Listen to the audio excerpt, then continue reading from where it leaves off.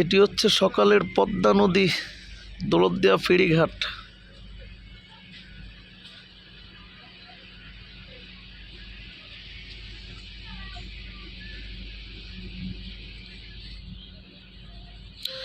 নদীর বয়ে চলা নিঃশব্দে, নিস্তব্ধতায়।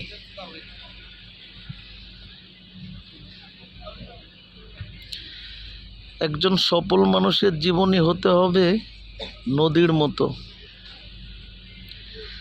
সে নিঃশব্দে বয়ে যাবে, কঠোর পরিশ্রম, ধৈর্য, আল্লাহ পাকের উপরে পরিপূর্ণ ভরসা।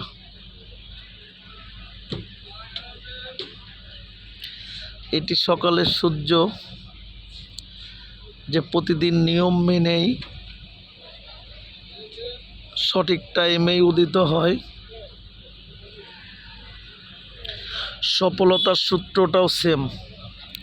যে কাজটি আপনার করতে সবচেয়ে বেশি কষ্ট হবে, সেই কাজটি আপনাকে বারবার করতে হবে।